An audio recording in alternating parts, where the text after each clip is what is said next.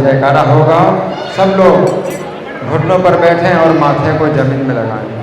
जय ओम Vishnu Paramhans परिव्राज कचार्य अष्टोत्तर Shri श्रीमधुर divine grace अभय चरणारविंद भक्ति वेदांत स्वामी श्रील प्रभुपाद की जय। नित्य लीला प्रविष्ट ISKCON founder acharya saviour of the whole world Srila Prabhupada की जय। नामाचार्य हरिदास ठाकुर की जय। प्रेम से कहो श्री कृष्ण चैतन्य प्रभु नित्यानंद श्री अद्वैत गदाधर श्रीवासादि गौर भक्त वृंद की जय। श्री श्री राधा पार्थ सारथी ललिता विशाखा गोप गोपिका श्याम कुंड राधा कुंड गिरि गोवर्धन की जय। श्री श्री गौरताई की जय। श्री श्री सीताराम लक्ष्मण हनुमान की जय। श्री श्री लक्ष्मी नरसिंह प्रहलाद महाराज की जय। समवेद भक्त वृंद की जय। अनंत कोटि वैष्णव वृंद की जय। इस्कॉन वर्तमानाचार्य वृंद की जय। श्रीमती तुलसी शालिग्राम जलदान महामहोत्सव की जय। श्री चंदन यात्रा महामहोत्सव की जय। Gaura Premanande all glories to submit to God, all glories to submit to God, all glories to submit to God, all glories to Shri Guru and God. हरे कृष्णा। बहुत बहुत धन्यवाद। माता जी आपने पैर फैलाया ना, अगर कोई दिक्कत है पैर फैलाना पड़े तो पैरों के ऊपर कपड़ा डाल लो। पैर जो आपके फैले हैं, अगर दिक्कत है आपको कि पैर फैलाना पड़ेगा तो पैर के ऊपर कपड़ा डाल लो, ठीक है। हाँ, तो सब लोग हाथ जोड़िए और मेरे पीछे बोलिए ओम नमो भगवते वासुदेवाय।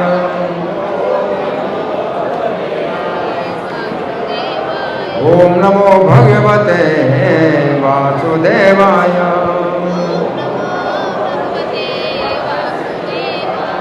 ओम नमो भगवते वासुदेवाय।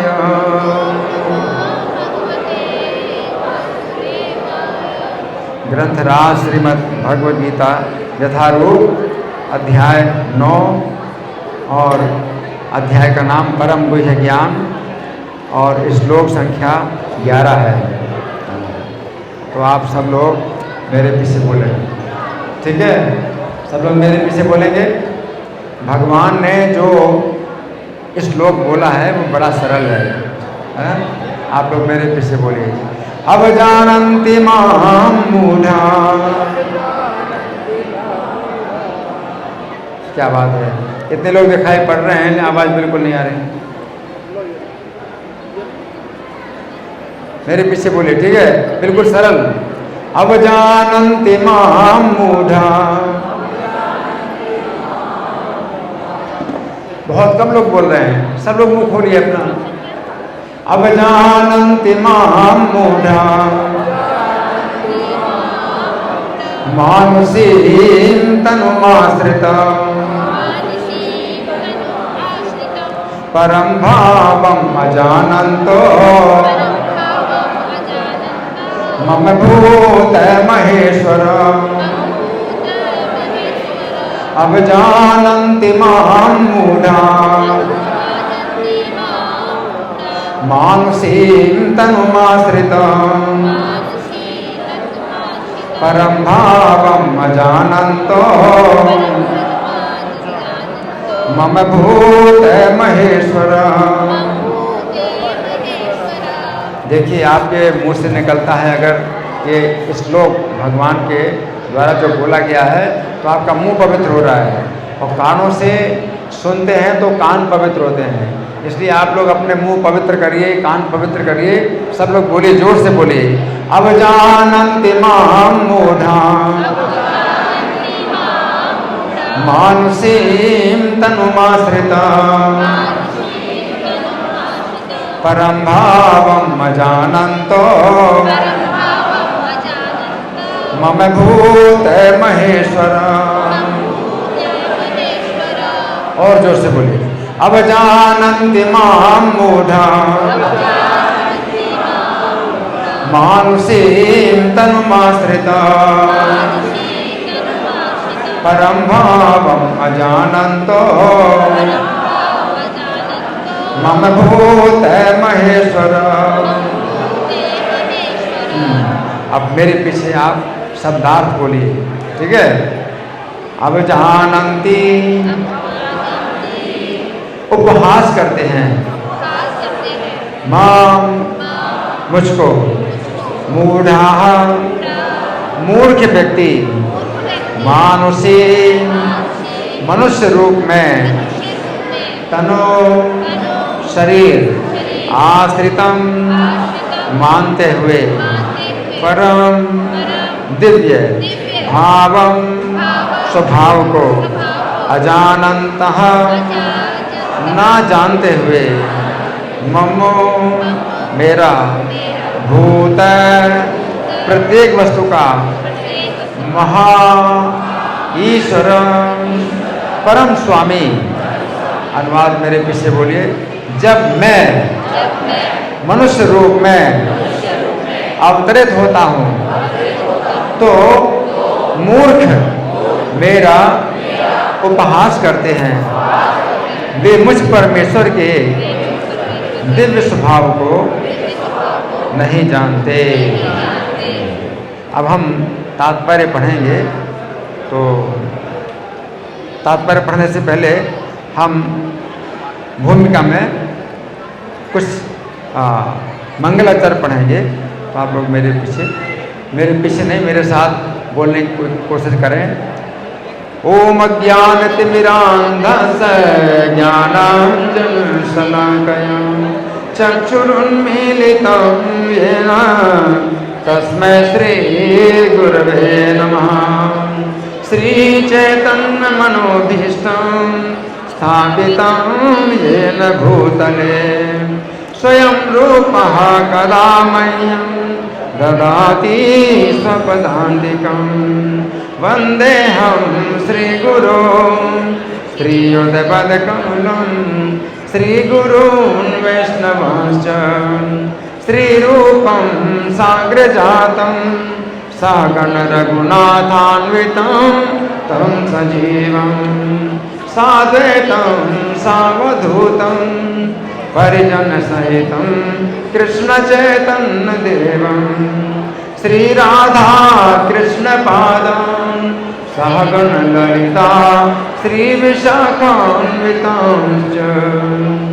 हे कृष्ण करुणा सिंधु दीनबंधो जगत्पते गोपेश गोपिका कांत राधा कांत नमोस्तुते। तप्त कांचन गौरांगी राधे वृंदावनेश्वरी विषभानुसुते देवी प्रणमामि हरिप्रिये।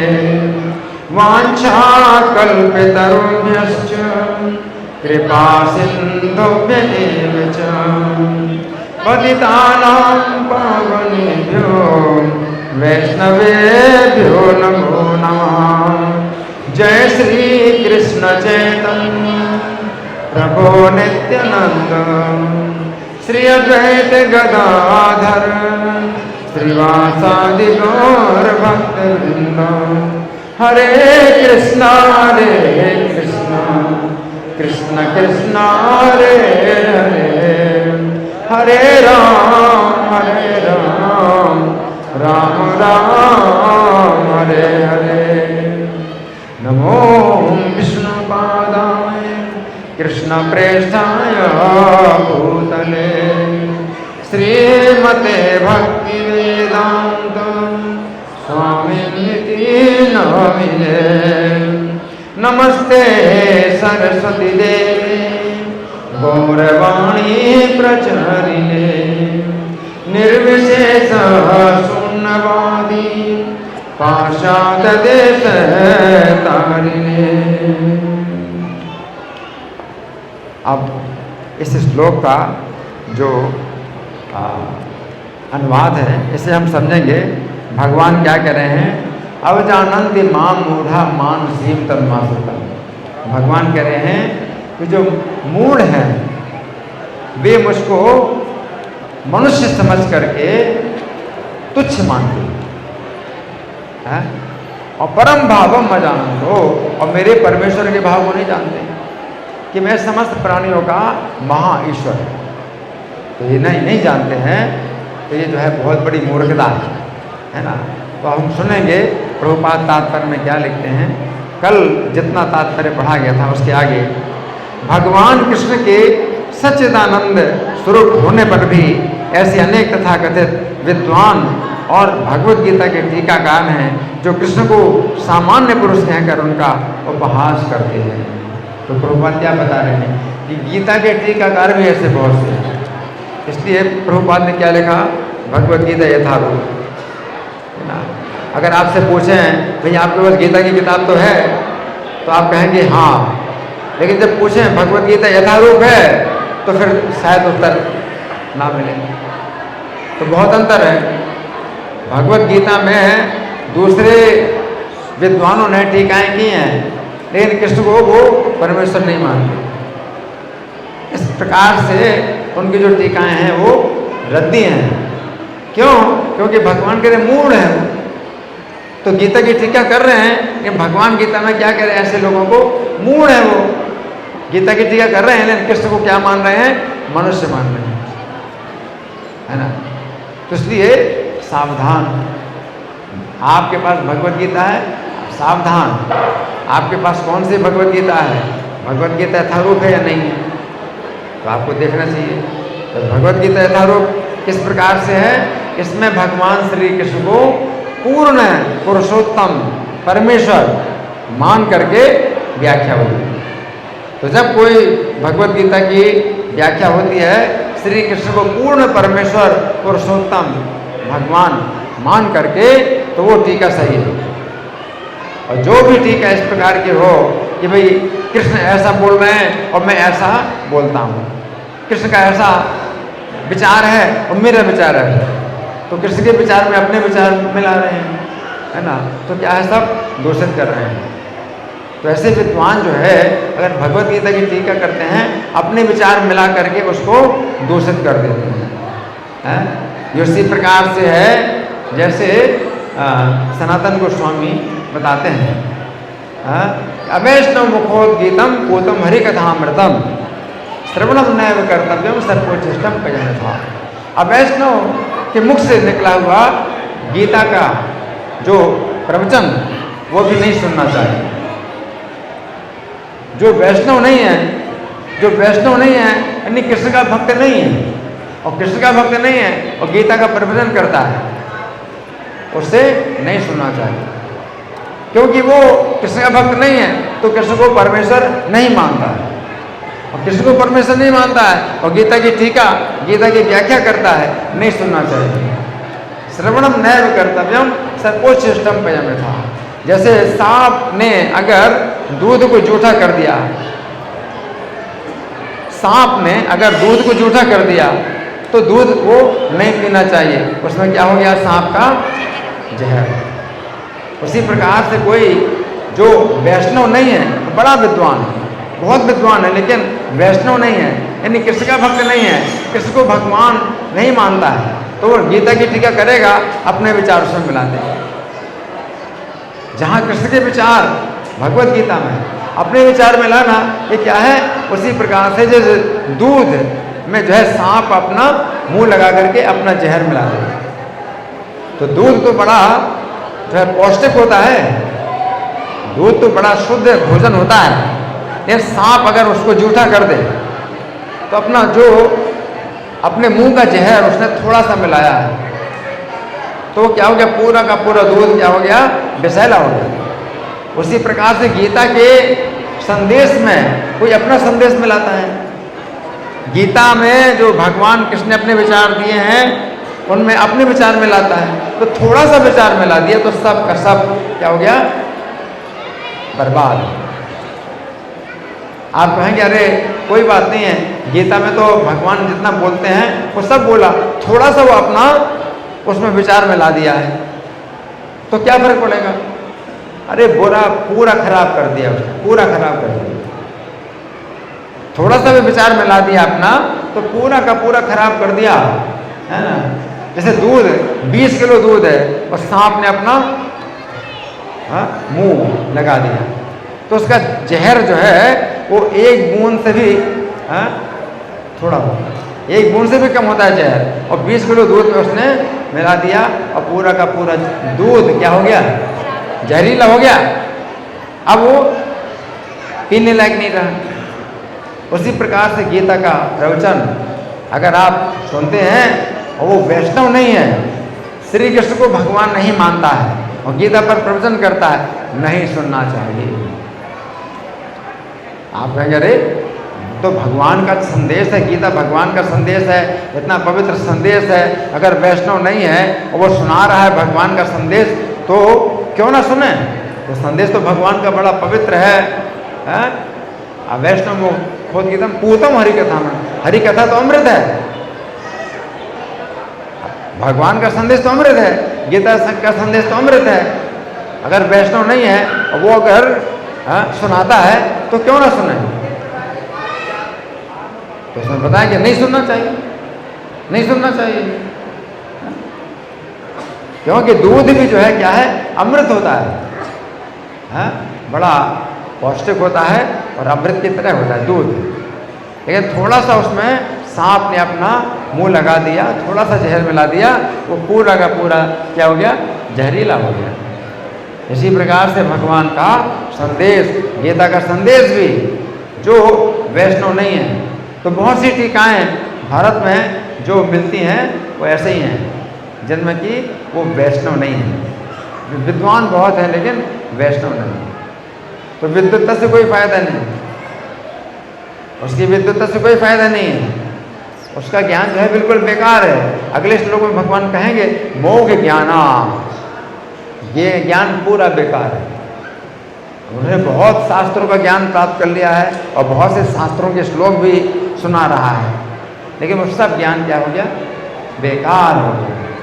तो कृष्ण को भगवान नहीं मानता तो अज्ञान ही अज्ञान, फिर उसका जितना भी ज्ञान है वो सब क्या हो गया है, जहर हो गया है। तो यहाँ प्रभुपाद लिख रहे हैं कि भगवत गीता के टीकाकार हैं जो कृष्ण को सामान्य पुरुष कहकर उनका उपहास करते हैं।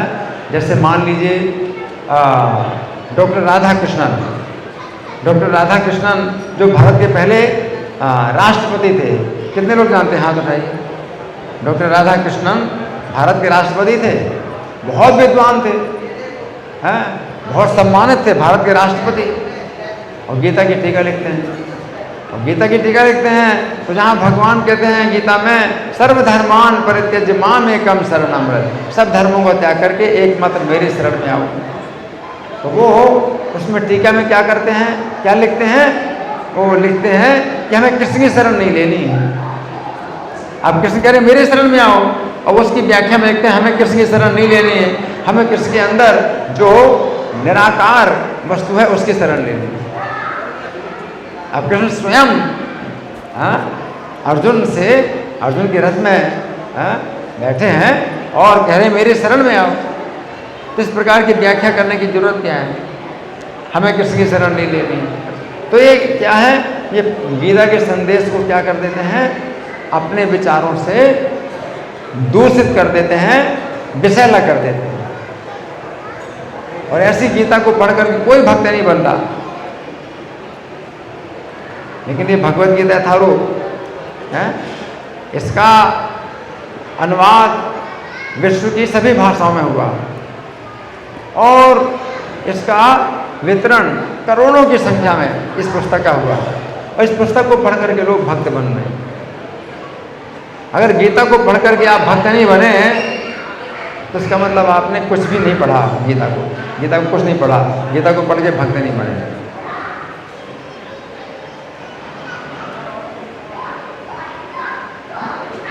गीता में जो भगवान का संदेश है वो यही है कि मेरे भक्त बनो।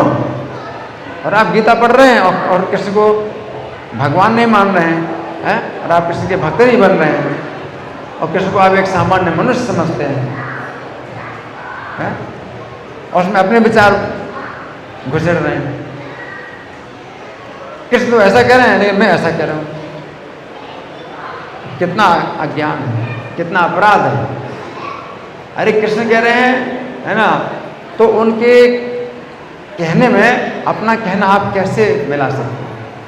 कहाँ कृष्ण की बात और कहाँ आपकी बात? कृष्ण का जो कहना है वो दूध के समान है और आपका कहना क्या है? जहर के समान। दूध में आप जहर मिला रहे हैं, है ना।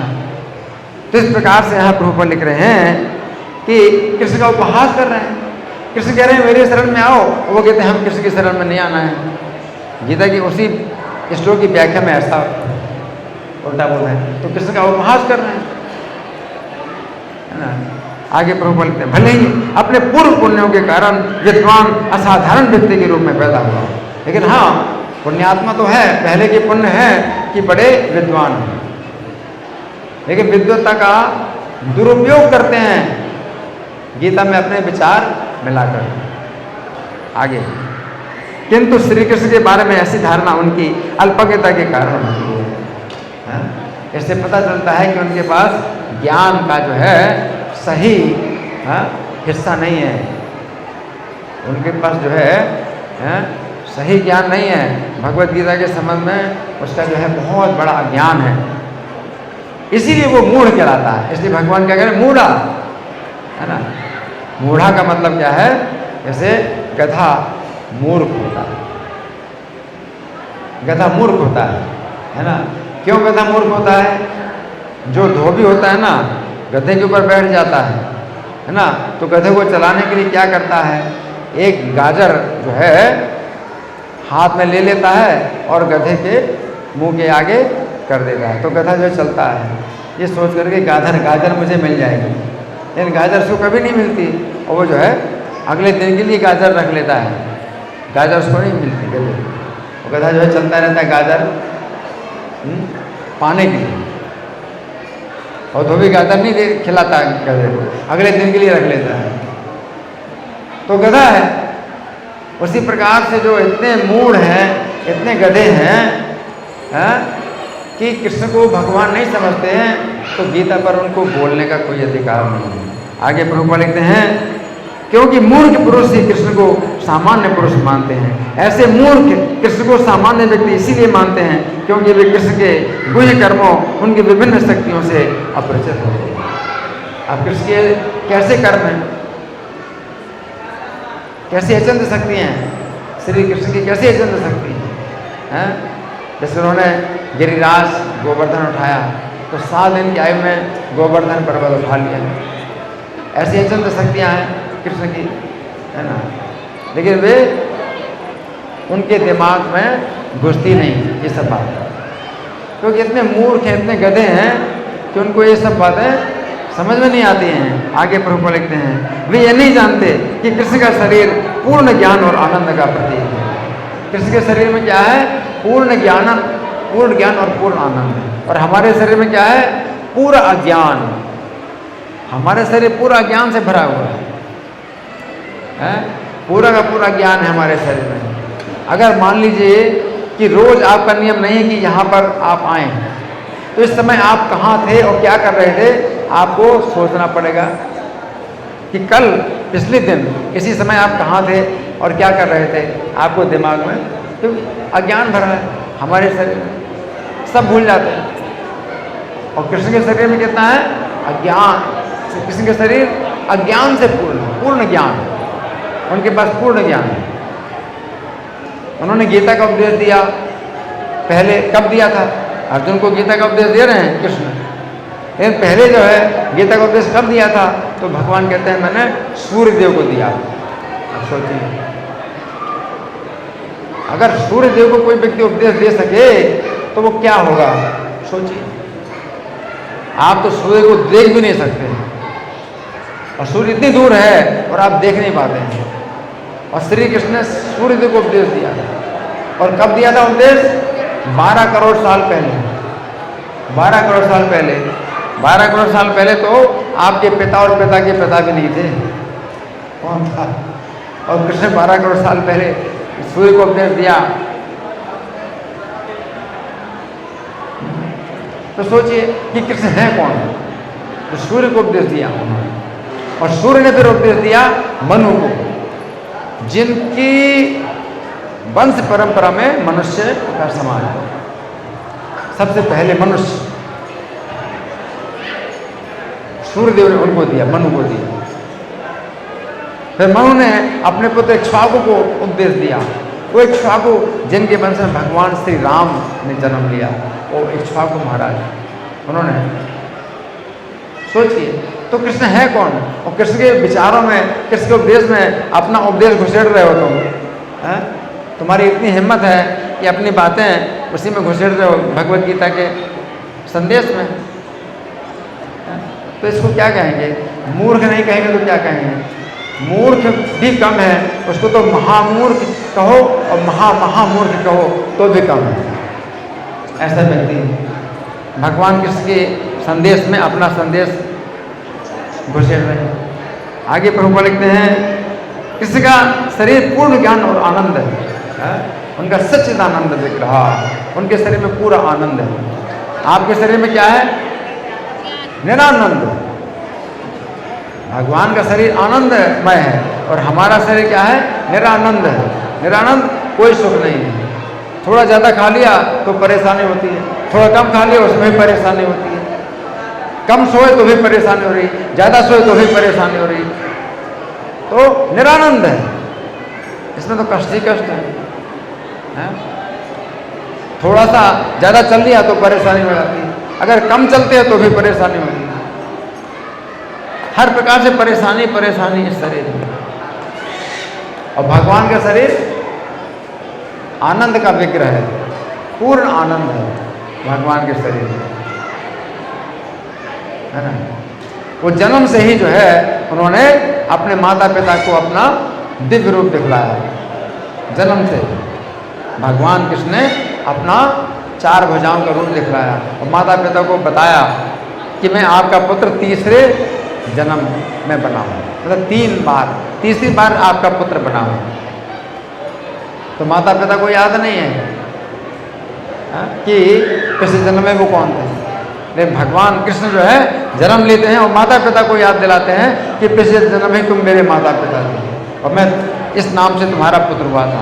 फिर उससे भी पहले जन्म में तुम मेरे माता पिता थे और इस नाम से मैं तुम्हारा पुत्र हुआ था। ऐसे भगवान पूर्ण ज्ञान है, पूर्ण आनंद। जन्म लेते ही बच्चा रोता है, जन्म लेते ही बच्चा रोता है ना। लेकिन कृष्ण जब जन्म लेते हैं तो हंस रहे हैं, मुस्कुरा रहे हैं और बातें कर रहे हैं। तो ऐसा कृष्ण का शरीर है। तो कृष्ण के ऐसे संदेश में जो है अपना संदेश मिलाना कितनी मूर्खता है, कितना बड़ा अपराध है, कितना बड़ा अपराध है। तो यहाँ प्रभुपाद लिख रहे हैं, वे प्रत्येक वस्तु के स्वामी हैं और किसी को भी मुक्ति प्रदान करने वाले। महाईश्वर, सब प्राणियों के महाईश्वर है वो, तो किसी को भी मुक्ति दे सकते हैं। हम करोड़ों जन्मों भी जो मुक्ति नहीं पा सकते।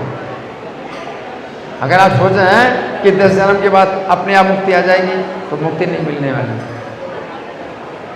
ये कर्म के बंधन इस प्रकार से हैं कि कभी नहीं छोड़ते।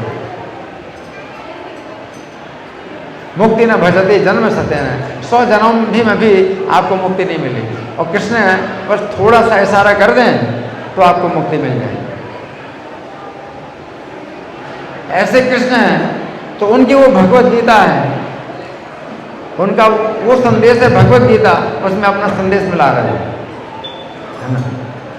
आगे प्रभुपाद लिखते हैं, चूंकि वे कृष्ण के इतने सारे दिव्य गुणों को नहीं जानते, इसीलिए उनका उपहास करते हैं। तो कृष्ण का उपहास करना समझो कि अपने ही पैर में कुल्हाड़ी मारना है या अपना ही सिर काटना है। कृष्ण का उपहास करने का मतलब क्या है? अपना ही सिर में आग लगाना है। आगे प्रभु बोलते हैं, ये मूढ़ ये भी नहीं जानते इस जगत में भगवान का अवतरण उनकी अंतरंग शक्ति का प्राकट्य है। भगवान अगर जन्म लेते हैं, तो अपनी अंतरंग शक्ति से जन्म लेते हैं।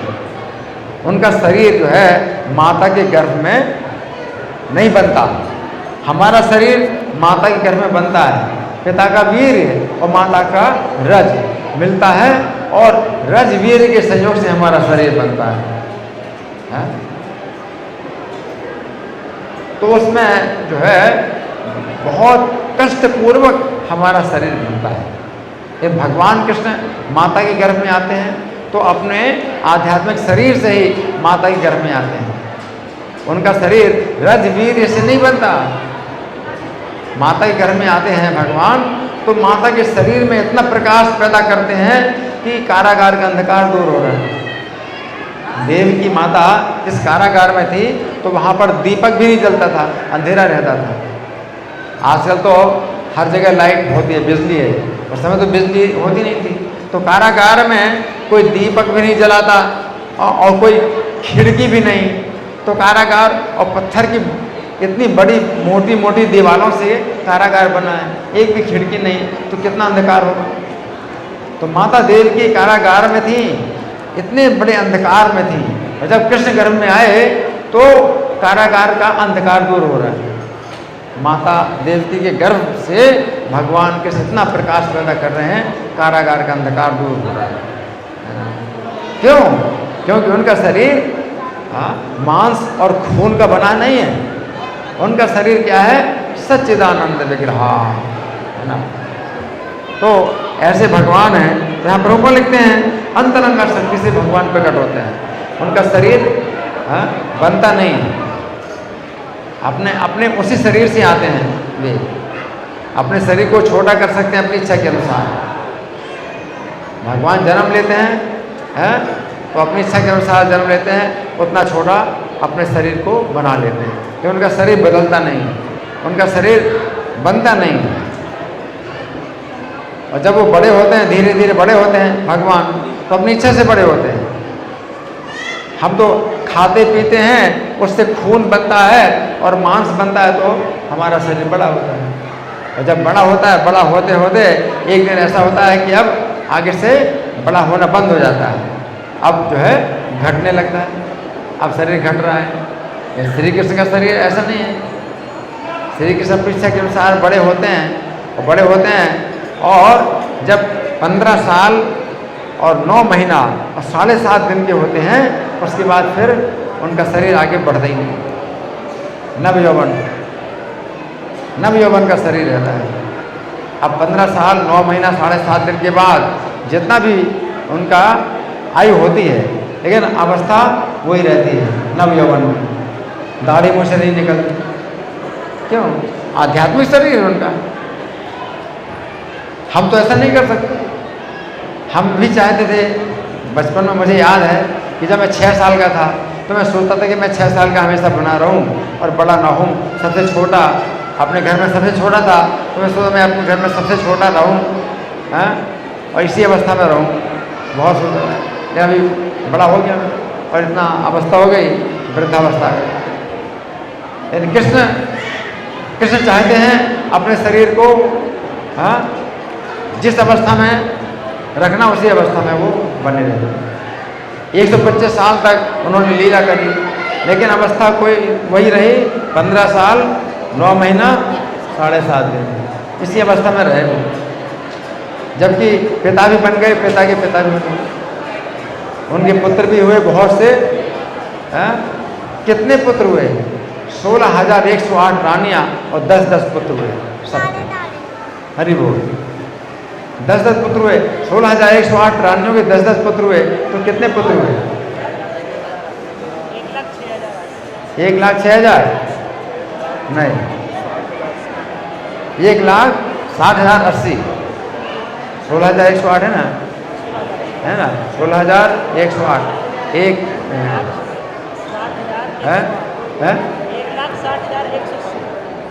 16,108 है, तो 1 लाख जो हो जाएगा और 61,000, 1,61,080। चलो जो भी हो, इतने पुत्र हुए और फिर पुत्रों के पुत्र भी हुए। एवं अवस्था उनकी 15 साल 9 महीने 7.5 दिन की नवयौवन। क्यों? उनका आध्यात्मिक शरीर है। तो यहाँ पर प्रभुपाद लिख रहे हैं कि भगवान जो है प्रकट होते हैं अपनी अंतरंग शक्ति के द्वारा प्रकट होते हैं, फिर शरीर नहीं छोड़ते, उसी शरीर से अपने धाम चले जाते हैं। भगवान ने अपना शरीर नहीं छोड़ा, उसी शरीर से अपने धाम चले गए आगे। वे भौतिक शक्ति माया के स्वामी हैं, जैसा कि अनेक स्थलों पर कहा जा चुका है। मम माया दुरत्या, भगवान का दावा है कि यद्यपि भौतिक शक्ति अत्यंत प्रबल है, किंतु वो उनके बस में रहती है, और जो भी उनकी शरण ग्रहण कर लेता है वो इस माया के बस से बाहर निकल आता है। तो ये माया इतनी प्रबल है, माया इतनी प्रबल है कि आपको बार बार जन्म और मरण के चक्र में डालती रहती है, आप छोड़ नहीं सकते।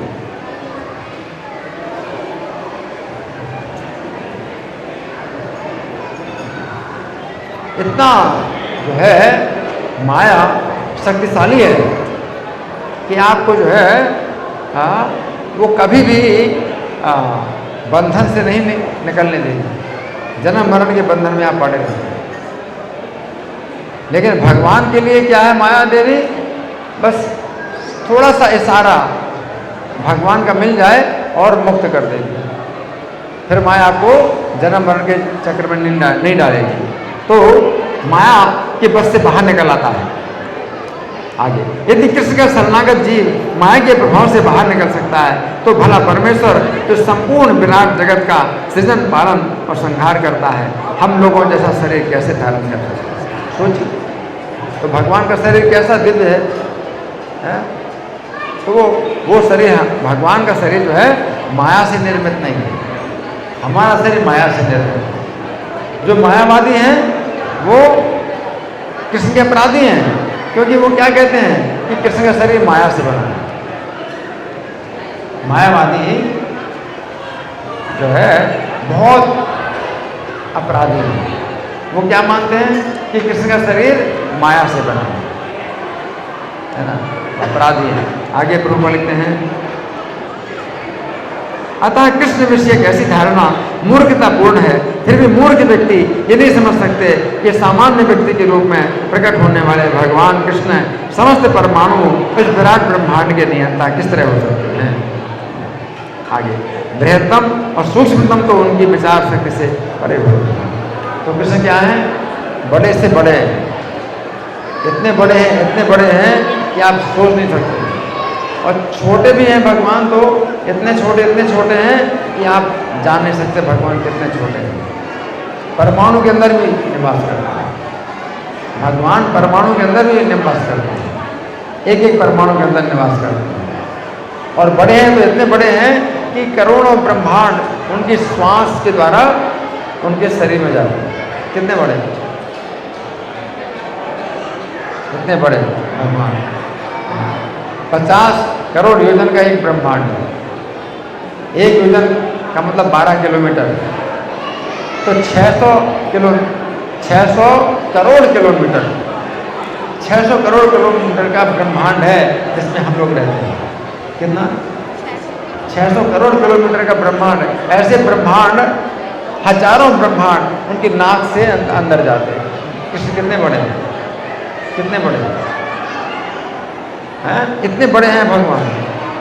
और छोटे कितने परमाणु के अंदर भी निवास करते हैं, एक एक परमाणु के अंदर निवास करते हैं। तो आगे प्रभुपाद लिखते हैं, यद्यपि कृष्ण असीम और ससीम को नियंत्रित करते हैं, किंतु वे इस जगत से विलग रहते हैं। उनका पूरा नियंत्रण है, सबके ऊपर नियंत्रण। ये तो भी सबसे अलग है, भगवान सबसे अलग है। आगे, यद्यपि मूर्ख लोग ये सोच भी नहीं पाते कि मनुष्य रूप में उत्पन्न होकर कृष्ण किस तरह असीम तथा ससीम को भस्म कर सकते हैं, किंतु जो शुद्ध भक्त हैं वे इसे स्वीकार करते हैं, क्योंकि उन्हें पता है कि कृष्ण भगवान है। जो शुद्ध भक्त होते हैं वो कृष्ण की शक्तियों को स्वीकार करते हैं, उन्हें किसी प्रकार का संदेह नहीं होता है। जो कृष्ण के भक्त हैं वो मानते हैं कि जैसा कृष्ण अपने को कहते हैं, कृष्ण वैसे ही है ना। सर्वम एतद् मन्ये यन्माम वदसि केशवम्।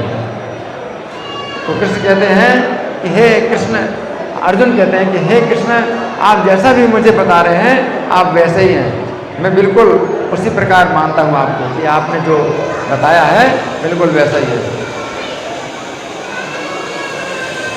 हरि बोल। बंद कराओ आवाज, 9 बजे तक बिल्कुल आवाज नहीं, बंद करो आवाज। सर्वम एतद् मन्ये यन्माम वदसि केशवम्।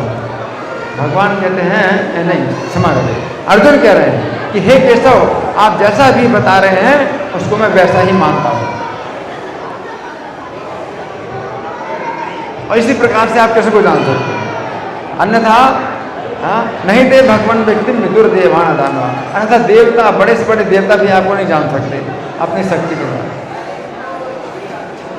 बड़े से बड़े देवता भी अपनी शक्ति के द्वारा आपको नहीं जान सकते। नहीं दे भगवान व्यक्ति विदुर देवान दानवा, और दानव भी नहीं जान सकते आप। दानवों के अंदर भी बड़ी शक्ति होती है, दानवों के अंदर बड़ी शक्ति होती है, बहुत कुछ जान लेते हैं दानव लोग, है ना। और देवताओं के अंदर बड़ी शक्ति होती है, बहुत कुछ जान लेते हैं, लेकिन भगवान को कोई नहीं जान सकता। भगवान को अगर जानना है तो भगवान से सुनो, भगवान जैसा बताते हैं वैसा ही मान लो। अगर भगवान बताते हैं मैं ऐसा हूँ तो वैसे ही मान लो, तो आप जान गए भगवान। अगर अपने विचारों से, अपनी अटकलबाजी से आप जानने का प्रयास करोगे तो भगवान को नहीं जान सकते। आगे प्रभुपाद लिखते हैं, अतः वे पूर्णतया उनकी शरण में जाते हैं और कृष्ण भावनामृत बनाकर कृष्ण की भक्ति में अपने को रत रखते हैं। तो शुद्ध भक्त होते हैं वो कृष्ण की शरण में रहते हैं हमेशा। वो क्या कहते हैं, जो कृष्ण ने कहा वही सही है, बाकी सब गलत। प्रभुपाद क्या कहते थे, जो कृष्ण कहते हैं वो सही है, बाकी सब गलत है, और कोई चक्कर ही नहीं है हमारा कि भाई आप क्या कह रहे हैं, कितना सही बोल रहे हैं, कितना गलत बोल रहे हैं, हमारा कोई चक्कर नहीं। कृष्ण जो कहा वो सही है, बाकी सब गलत, सीधा हिसाब, है ना। तो शुद्ध भक्त हैं वो कृष्ण की शरण में रहते हैं हमेशा, कृष्ण जैसा कहेंगे वही सही है ना। आगे प्रभुपाद लिखते हैं, सगुणवादियों और निर्गुणवादियों में भगवान के मनुष्य रूप में प्रकट होने को लेकर काफी मतभेद है ना। तो सगुणवादी, निर्गुणवादी, एक होते साकारवादी, दूसरे निराकारवादी। साकारवादी हैं तो वो मानते हैं कि भगवान का ये रूप है, और गीता में भगवान ने अपना रूप दिखलाया, जिस रूप से जो है भगवान ने गीता का उपदेश दिया वो भगवान का रूप है, तो उसमें कोई चक्कर ही नहीं। ये निर्गुणवादी, ये निराकारवादी हैं, वो जो है अपनी अटकलबाजी करते हैं कि नहीं भगवान का ये रूप नहीं हो सकता, भगवान का आकार नहीं हो सकता, भगवान निराकार है ना। तो मतभेद है। किंतु यदि हम भगवद गीता और श्रीमद् भागवत जैसे प्रामाणिक ग्रंथों का अनुशीलन कृष्ण तत्व समझने के लिए करें तो हम समझ सकते हैं कि कृष्ण श्री भगवान है। यद्यपि वे इस धराधाम में सामान्य व्यक्ति की भांति प्रकट हुए थे, किंतु वे सामान्य व्यक्ति नहीं हैं। श्रीमद् भागवत 1:1-20 में जब शौनक आदि मुनियों ने सूत गोस्वामी से कृष्ण के कार्यकलापों के विषय में पूछा तो उन्होंने कहा, क्या उन्होंने कहा? सूत गोस्वामी ने कहा, कृतमान किल कर्माणि सह रामेण के सभा अतिमर्त्यानि भगवान गूढ़ा कपट मानुषा। यानी भगवान श्री कृष्ण ने जो लीलाएं की हैं वो कैसी हैं? अतिमर्त्यानि। अतिमर्त्यानि माने जो सामान्य मनुष्य जो होते हैं वो कभी नहीं सोच सकते, उनके कार्यकलापों को सोच भी नहीं सकते। अतिमर्त्यानि, तो उन्होंने अति मानवीय कार्य किए। आगे मनुष्य के रूप में भगवान का प्राकट्य मूर्ख को मोहित बना देता है, तो मूर्ख लोग मोहित बन जाते हैं। कैसे मोहित बन जाते हैं? जैसे श्री रामचंद्र हैं, तो सीता का अपहरण हो गया और वो सीता को ढूंढ रहे हैं, तो जो मूर्ख लोग हैं वो कहेंगे कैसे भगवान है, इनकी पत्नी का अपहरण हो गया, रावण ने इनकी पत्नी का अपहरण कर लिया और ये इनको पता ही नहीं चला, तो ढूंढ रहे हैं। कृष्ण के बारे में क्या कहेंगे? कृष्ण के बारे में कहेंगे कैसे भगवान है।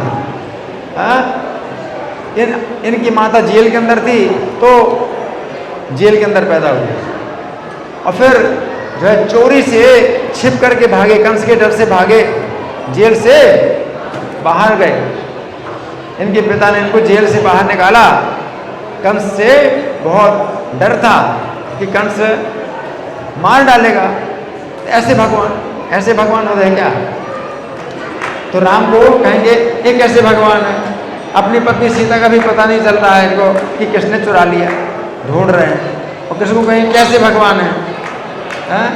पैदा हुए तो इनके पिता ने जो है चुपचाप जो है जेल से बाहर निकाला और कंस के खतरे से बचाया, और छिप करके रहे, गोकुल में छिप करके रहे। कैसे भगवान? इस प्रकार से मूर्ख लोग जो है क्या होते हैं? भगवान की लीलाओं से और मूर्ख बनते हैं। जो मूर्ख लोग होते हैं वो और मूर्ख बनते हैं। आगे कोई भी मनुष्य उन अलौकिक कार्यों को संपन्न नहीं कर सकता जिन्हें उन्होंने इस धरा पर करके दिखा दिया। तो भगवान को कंस से कोई डर नहीं था कि जो है कंस से छिप करके निकल गए, भगवान तो लीला कर रहे हैं। और कंस से अगर भय होता तो गोवर्धन कैसे उठा लिया, गोवर्धन पर्वत कैसे उठा लिया 7 दिन की अवस्था में? तो वो तो सोचो, और कितने असुरों को ऐसे मार दिए बिना हथियार के। 3 दिन की अवस्था में, 6 दिन की अवस्था में पूतना का वध किया, कोई हथियार भी नहीं था, ऐसे पूतना का वध किया, अघासुर बकासुर का वध किया, कोई हथियार भी नहीं उनके पास, ऐसे वध कर दिया। तो भगवान की लीलाएं अति मर्त्यानी हैं। आगे कोई भी मनुष्य उन अलौकिक कार्यों को संपन्न नहीं कर सकता जिन्हें उन्होंने इस धरा पर करके दिखा दिया था। जब कृष्ण अपने पिता और माता वसुदेव और देवकी के समक्ष प्रकट हुए तो वे 4 भुजाओं से युक्त थे। सोचिए, एक बालक ऐसा जन्मा जो 4 भुजाओं का है। छोटा सा बच्चा पैदा हुआ, देवकी के गर्भ से छोटा बच्चा पैदा हुआ, 4 भुजाओं का है, 4 भुजाओं का है, और सब वस्त्र आभूषण धारण किए। कोई होता है ऐसा बच्चा? वस्त्र आभूषण धारण करके बच्चा कोई पैदा होता है? और 4 भुजाओं के शंख चक्र गदा पद्म भी छोटे छोटे, 4 भुजाओं में छोटे छोटे शंख चक्र गदा पद्म भी हैं, और बोल भी रहा है, हंस रहा है। भगवान जो है ऐसे पैदा हुए। यहाँ प्रभुपा लिखते हैं, किंतु माता पिता की प्रार्थना पर उन्होंने एक सामान्य शिशु का रूप धारण कर लिया। बभूव प्राकृता शिशु, भागवत 10:3-46। जब माता देवी ने कहा कि नहीं प्रभु, आप जो है सामान्य जनता के बीच में आप ऐसे मत अपना रूप दिखलाइए, आप जो है नग्न बालक के रूप में प्रकट हुए। तो भगवान जो है 2 भुजाओं का नग्न बालक बन गए। माता देवी ने कहा कि नहीं, लोगों को पता ना चले कि आपने मेरे गर्भ से जन्म लिया है, आप तो साक्षात भगवान हैं। तो भगवान जो है फिर प्राकृत बालक बन गए। आगे यहाँ पर यह भी इंगित होता है कि सामान्य व्यक्ति के रूप में प्रकट होना उनके दिव्य शरीर का एक गुण है। अगर अपना शरीर जो है उन्होंने छिपा लिया और 2 भुजाओं के बालक बन गए और नग्न बालक बन गए, तो आप इसको गुण कहेंगे भगवान का, या उनका जो है ये मानेंगे कि भगवान की कुछ इसमें कमी है। भगवान ने अपने को जो है मनुष्य के बालक के रूप में बदल दिया, जबकि वो क्या थे? 4 भुजाओं के जो है बालक भगवान थे, ये मनुष्य के बालक के रूप में बदल दिया। तो प्रभुपाद क्या कहते हैं कि ये भी उनका जो है एक गुण है, ये दोष नहीं है, उनका गुण है कि भगवान जो है वसुदेव देवकी के पुत्र के रूप में अपने को जो है बना रहे हैं। जिससे क्या होता है कि वसुदेव देवकी के पुत्र भगवान जो है भगवान का इतना बड़ा गुण है कि अपने को उन्होंने जो है क्या कर दिया? वसुदेव देवकी का पुत्र के रूप में प्रकट कर दिया कि ठीक है, अब अपना पुत्र मान करके मेरी रक्षा करो। और वसुदेव जी जो है चिंता कर रहे हैं कि मेरा पुत्र है ये, अब इसकी कैसे रक्षा करूं? जबकि वे साक्षात भगवान हैं, उनकी रक्षा की जरूरत ही क्या है? वो तो सबकी रक्षा करते हैं। कि वसुदेव जी सोच रहे हैं मेरा पुत्र है और मैं इसकी कैसे रक्षा करूं, और छाती से लगा करके किसी प्रकार से भागे कारागार से। ये भी एक आनंद है, ये भी एक आनंद है कि अपने पुत्र की रक्षा के लिए चिंता कर रहे हैं कि कैसे जो है कंस से बचा करके मैं जो है इसकी रक्षा करूं। ये भी एक आनंद है। देव की वो चिंता है कि मेरे पुत्र का जो है किसी प्रकार अनिष्ट ना हो जाए। आगे प्रभुपाद लिखते हैं भगवत गीता के 11वें अध्याय में भी कहा गया है कि अर्जुन ने कृष्ण से अपना चतुर्भुज रूप दिखलाने के लिए प्रार्थना की। 3वें रूप चतुर्भुजेन। जब अर्जुन ने कहा कि अपना चतुर्भुज रूप दिखलाइए, तो भगवान ने अपना चतुर्भुज रूप दिखला दिया। 2 भुजाओं से जो है क्या हो गए? एकदम चतुर्भुज हो गए, चतुर्भुज हो गए, और उनके हाथ में शंख चक्र गदा पद्म भी धारण किए, है ना। तो क्या है? वो थोड़ी उनके लिए कुछ है, वो है कि भगवान है, अब जो है इस पृथ्वी में आ गए तो अब वो जो है उनके भगवान की शक्ति नहीं रही। ऐसा थोड़ी है, वो मनुष्य की लीला कर रहे हैं, इन संपूर्ण शक्तियाँ उनकी ज्यों की त्यों। छोटे से बालक भी हैं लेकिन संपूर्ण शक्ति उनकी ज्यों की त्यों। ये नहीं कि अब छोटे से बच्चे हो गए अब तो जो है कंस मार देगा उनको।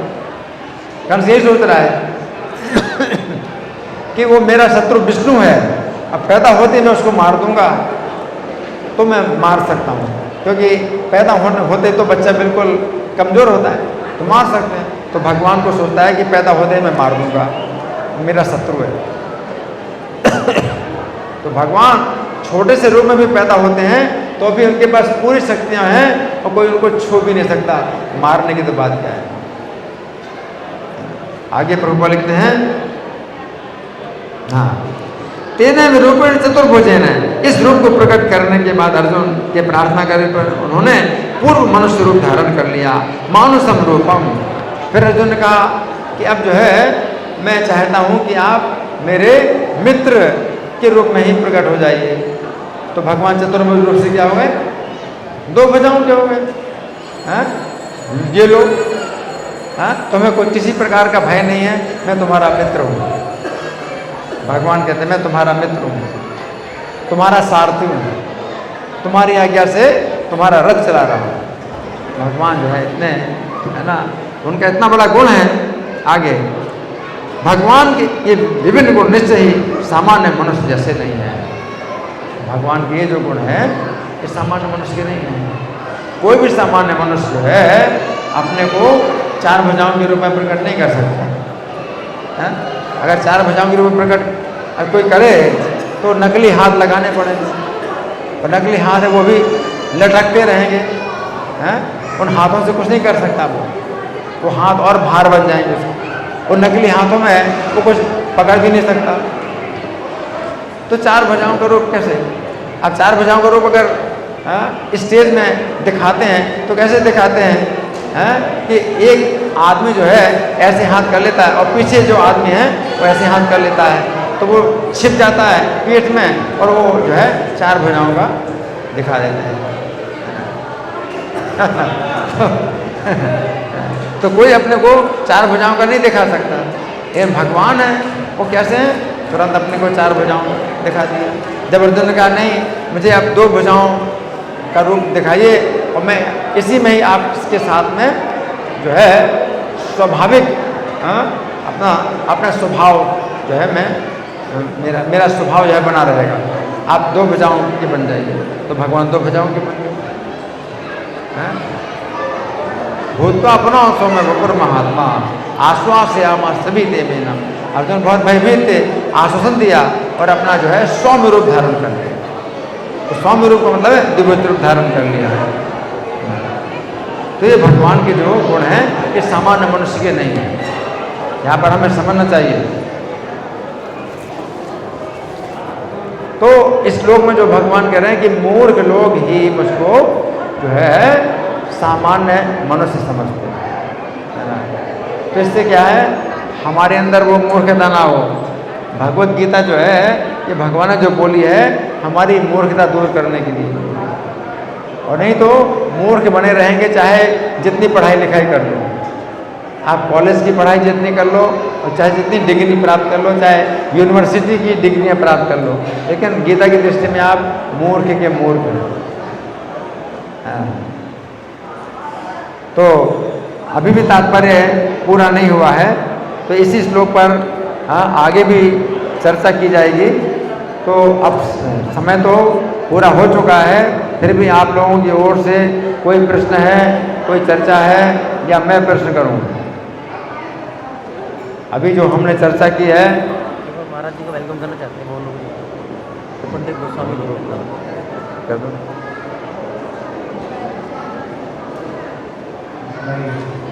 हरे कृष्ण।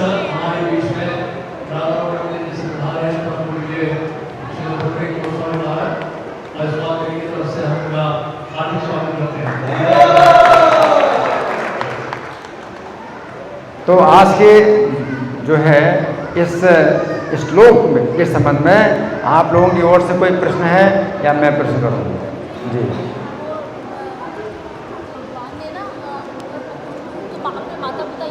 लो, माइक लो, माइक लो जा।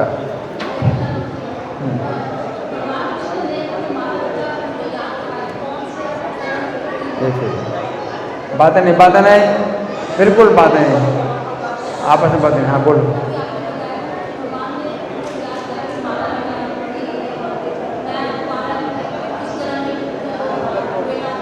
भगवान कृष्ण ने अपने जन्म के समय अपने माता पिता को ज्ञान दिया कि तुम्हारा मैं तीसरी बार पुत्र बनाऊं। हाँ हाँ, कौन से जन्म, कौन बताएगा? पिछले जन्म में वसुदेव देव जी कौन थे? वामन भगवान। देव की वसुदेव कौन थे?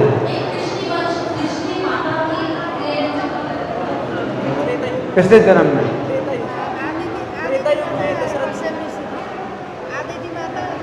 देव की कौन थी? पिछले जन्म में अदिति। देव की अदिति माता थे। वसुदेव जी कौन थे पिछले जन्म में? कश्यप मुनि थे। और भगवान उस जन्म में कौन थे? वामन देव। ठीक है। और उससे पहले जन्म में देव की कौन थी? पृथ्वी माता। और वसुदेव जी कौन थे? सुतपा। और उस जन्म में भगवान जो हुए पुत्र रूप में वो कौन थे? कृष्णगर्भ। कृष्णगर्भ नाम से अवतार लिया। तो पहला अवतार है कृष्णगर्भ, जिसमें कृष्णी और सुतपा माता पिता। दूसरा अवतार है वामन देव, उसमें अदिति और कश्यप माता पिता हैं। तीसरा अवतार है श्री कृष्ण और माता देवकी और पिता वसुदेव। ठीक है, धन्यवाद। ग्रंथराज श्रीमद् भगवद गीता की जय, श्रील प्रभुपाद की जय, राधा पार्षार्थी ललिता विशाखा गौर निताई, सीताराम लक्ष्मण हनुमान श्री श्री लक्ष्मी नरसिंह प्रहलाद महाराज की जय हो। हरे कृष्णा।